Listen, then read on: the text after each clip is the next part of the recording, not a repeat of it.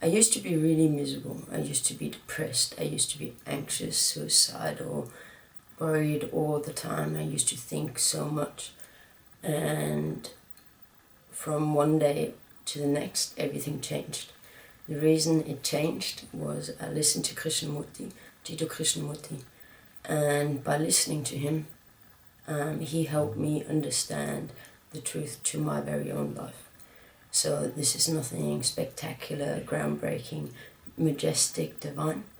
It was just, it's a completely normal human experience. So everything that I ran from, everything that scared me, everything that I feared as a child, I never ended. I just dragged it along with me. I never looked at what scared me and accepted it for what it was. So I had some sort of defense mechanism. So for me, the big scary secret I was trying to hide was I felt my mother doesn't love me. And all my life I was trying to hide this. I was trying to run from this. I was trying to prove otherwise. And it wasn't until I accepted this fact to be true, so as a reality. So in my mind I went, okay, so your mother doesn't love you. And then I fully accepted it.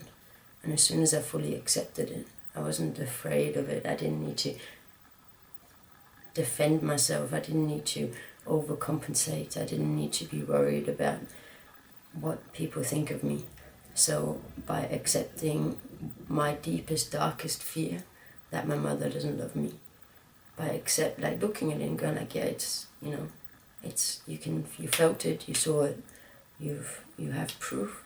So why don't you accept it? I could have accepted this as a 4-year-old because I already knew as a young child, you can feel it, you can tell.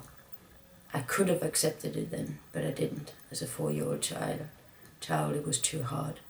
So as an adult, I went back in my mind and I accepted this fact. But this is what Krishnamurti means by accepting yourself for who you are. So if I'm living in denial about my mother not loving me, so if I'm pretending like she loves me anyway, then I'm living in conflict with reality. So accepting yourself for who you are simply means accepting yourself as the normal, ordinary human being that you actually are. We're not perfect, we're not divine, we're not something better than anybody else, we're just a normal human being. And as soon as you can totally accept yourself for your looks, your sits, your whatever you think is wrong with you, or what you think you need to compensate for, it's way easier to accept it than running from it all your life. Like imagine I had one ear missing. All my life I could hide my ear and I can pretend like I do have both ears. Or I could just accept, okay, there's an ear missing, so I'm a person with one ear. And the sooner I accept it, the sooner I stop the running from it, the sooner I stop hiding from it, this is all extra work, it's added thinking, it's extra keeping up to rules and ideas, and it's what Krishnamurti is talking about is freedom from all of the ideas, all beliefs, all ideologies, everything that you ever believed, because you live in the present moment. And in the present moment, ideas and beliefs don't exist. It's only human to human or human to camera, like right now. So as soon as you can accept yourself as you are, so there's no future, there's no past, it's all dealt with, you can live free from your own mind. So this entails ego death. So ego is not real. It's not there in the present moment. When you have near-death experiences, accidents, when you take too many drugs, there's this sense of heightened awareness. You're in the moment, you respond without thinking, and this is exactly the freedom that Krishnamurti is talking about.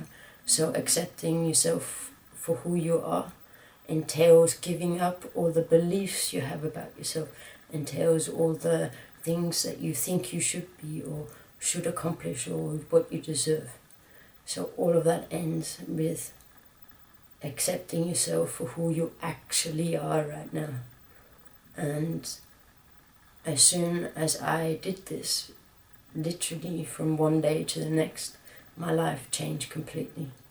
So everything became so much easier, because if you live in the present moment and you don't have an ego, there's basically nobody to be hurt. So things still happen, but I'm not upset about it. So if someone steals from me, I'm like, okay, you stole from me. I don't take it personally. So obviously I'm not going to be friends with them anymore, but the main thing is I don't get upset. So it doesn't, whatever happens, happens.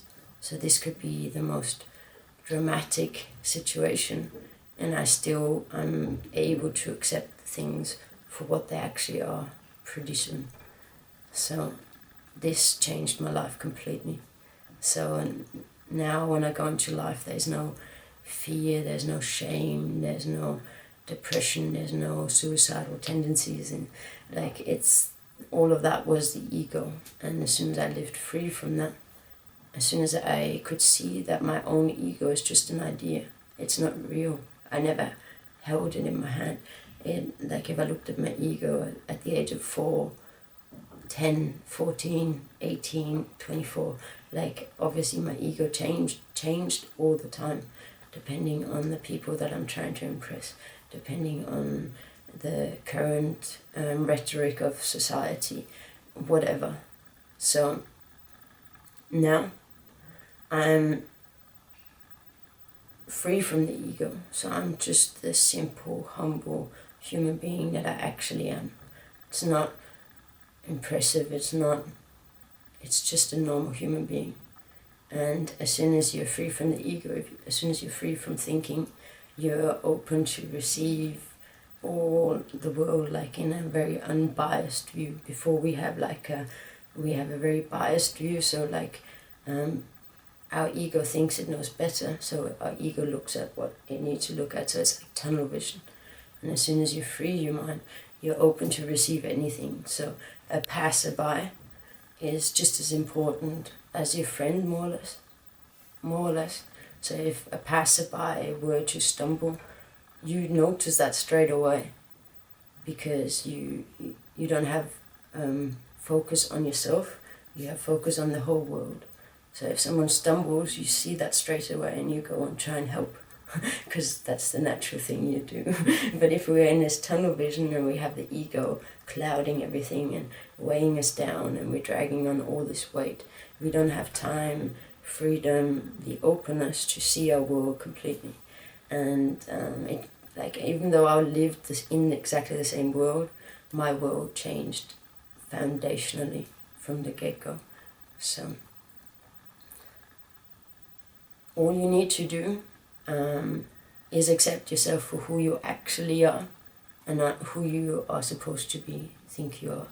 And it's all about facing your past, everything that traumatized you, everything that scared you, everything. You need to go back and look at it. It's not that bad when we look at it as an adult, but you need to face it. And it's not the easiest, it is the easiest answer. You could go away entertaining yourself, or go to a guru and pay them money for them to pretend like they're going to give you the answer, but it's the simplest, most straightforward answer that makes so much sense that it's actually sort of weird that nobody goes, maybe instead of running from my trauma, I should just face it. And I think because we're so afraid of it, we never try. But it turns out once you face it, it's not really that scary. There's a lot of things that I had to face. And as soon as I did, now I can talk about them freely. So I can, I don't care anymore about what happened, because it's over. When I speak about them, I go into the emotion. I imagine myself there, just, to relive it, to show you that it's real, more or less. But in my present mind, it's not It's not there anymore.